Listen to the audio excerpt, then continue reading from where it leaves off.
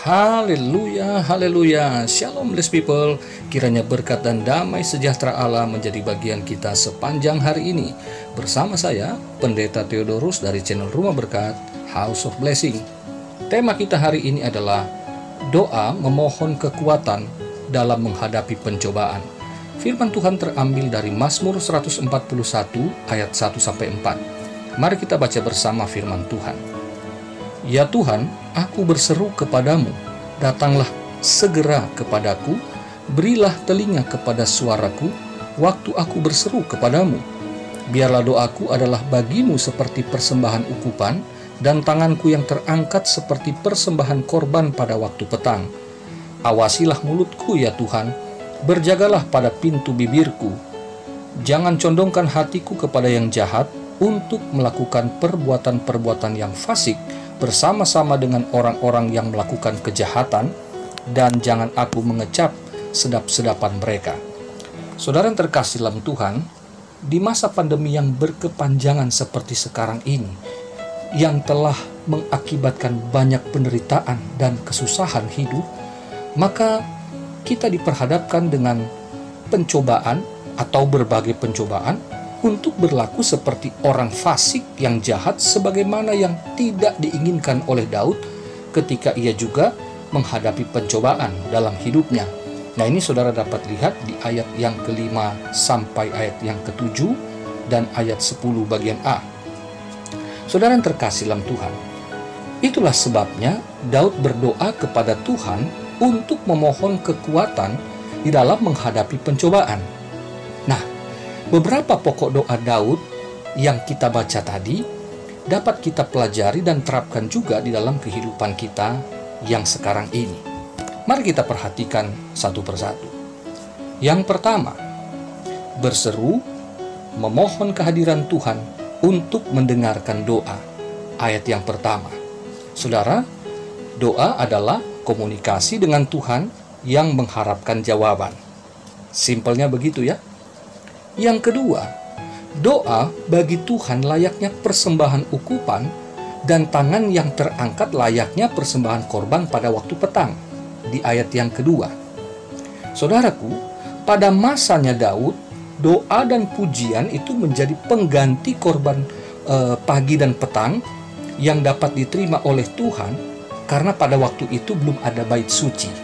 Kan kemah suci Musa sudah berlalu, dan pembangunan bait suci itu dilakukan pada era Salomo, pengganti Daud. Jadi saudara, di ayat 1 dan ayat yang kedua, di sini Daud memohon Tuhan menerima doa dan pujiannya. Nah saudaraku, ada hal yang harus saya ingatkan kepada kita semua, bahwa sebagai hamba Tuhan dari aliran Pantekosta, yang tentu sama dengan karismatik ya, maka ada satu istilah yang kita kenal, yaitu kalau kita sedang berdoa dan memuji, atau bahasa kita adalah kalau kita sedang memuji dan menyembah Tuhan, maka yang terpenting adalah hadirat Allah itu kita rasakan.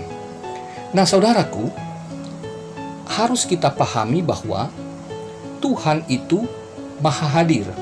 Ini sudah saya sampaikan di vlog sebelumnya yang berbicara dari Mazmur 139. Nah, Tuhan itu maha hadir, tetapi untuk menyatakan hadiratnya dapat dilihat atau dapat dirasakan oleh umatnya, itu merupakan haknya dia. Jadi tidak selalu kita memohon maka selalu dia akan memenuhinya. Jadi kadang-kadang kan kita berdoa begini, aduh, kok saya berdoa tadi tapi nggak merasakan hadirat Tuhan ya?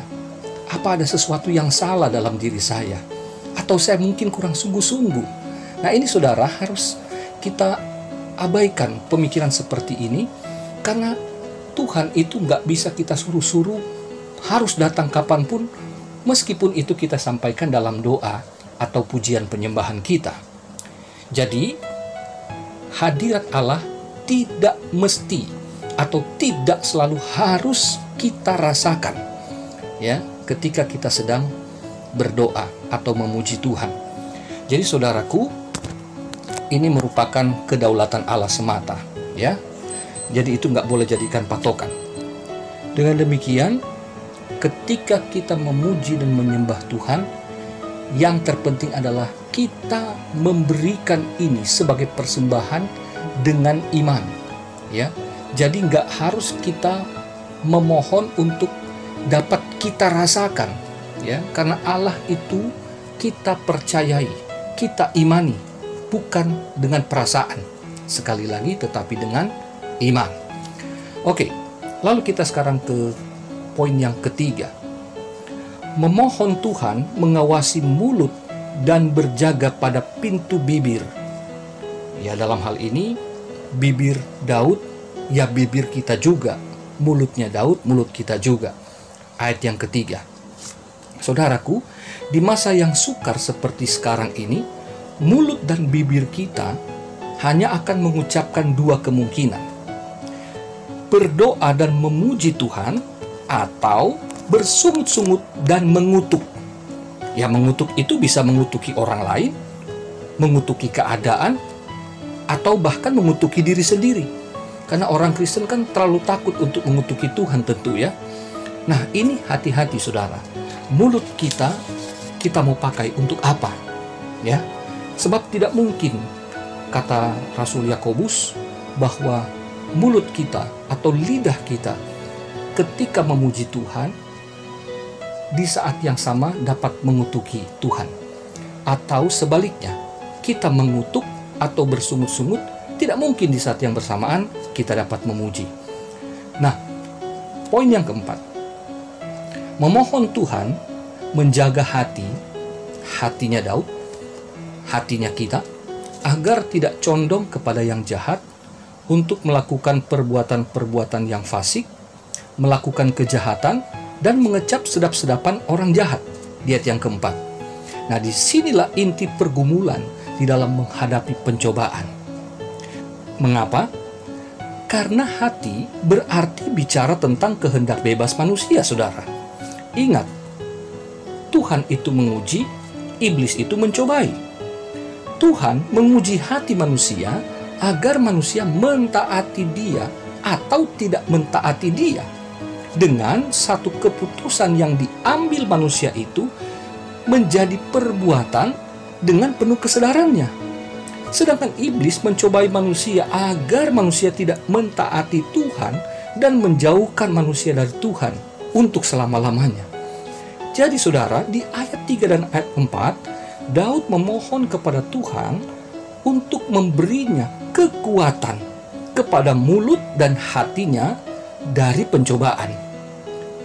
Saudara, pada akhirnya Daud menggiring kita untuk berfokus kepada Tuhan sebagai pusat perhatian kita ketika menghadapi pencobaan, karena hanya Tuhanlah tempat berlindung yang paling aman dari jerat iblis melalui orang-orang fasik. Di ayat 8 dan ayat 9. Dengan doa, pujian, dan permohonan yang dinaikkan dengan iman tadi, maka kita dapat melewati setiap pencobaan. Itu terdapat di ayat 10 bagian B, dan mari kita bandingkan dengan Filipi pasal 4 ayat 6-7 sebagai penutup. Atau mungkin sebaiknya dari ayat 4, ya, Filipi 4 ayat 4-7. Begini firman Tuhan: bersukacitalah senantiasa dalam Tuhan. Sekali lagi kukatakan, bersukacitalah. Hendaklah kebaikan hatimu diketahui semua orang. Tuhan sudah dekat.